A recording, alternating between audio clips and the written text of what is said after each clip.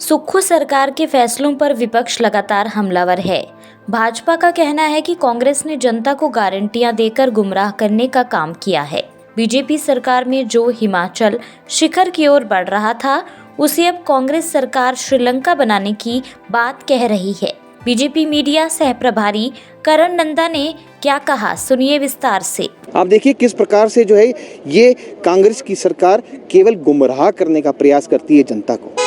अब ये कह रहे हैं कि श्रीलंका जैसे हालत हिमाचल प्रदेश में उत्पन्न हो रही है, तो हम पूछना चाहते हैं क्यों उत्पन्न हो रहे हैं। 2012 से लेकर 17 तक हिमाचल तो शिखर की ओर बढ़ रहा था। अब 2022 में जैसी ही कांग्रेस की सरकार आई तो हिमाचल श्रीलंका की ओर बढ़ रहा है। श्रीलंका की ओर क्यों बढ़ रहा है? क्योंकि ऐसी गारंटियां आपने 10 गारंटियां जो है जनता को बीच में आपने रख दी है कि आपको ही पता है कि इसको पूरा करते करते हिमाचल की वित्तीय स्थिति बिगड़ेगी।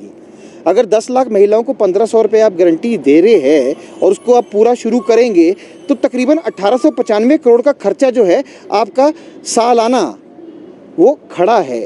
इसी प्रकार से 10 योजनाओं को आप लागू करेंगे तो आपका 10,000 करोड़ से अधिक का खर्चा जो है वो आपके आगे खड़ा है। ओपीएस का जो खर्चा है वो 4 साल बाद दिखेगा। ओपीएस की आप बोल रहे हैं कि 80,000 करोड़ रुपए केंद्र से नहीं आए, एनपीएस को बंद किया जाए, कब लागू किया जाए।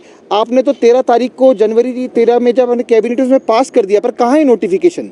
तो आप बोल रहे हैं कि छत्तीसगढ़ की नोटिफिकेशन का इंतजार है, पर छत्तीसगढ़ ने तो नोटिफिकेशन निकाल दी, पर उसको भी पढ़ के आपसे नहीं हो पा रहा है। अब आप जो है लीगल डिपार्टमेंट को भेज रहे हैं, उस पर राय मांग रहे हैं। आपको पता है कि ओपीएस देना घातक है।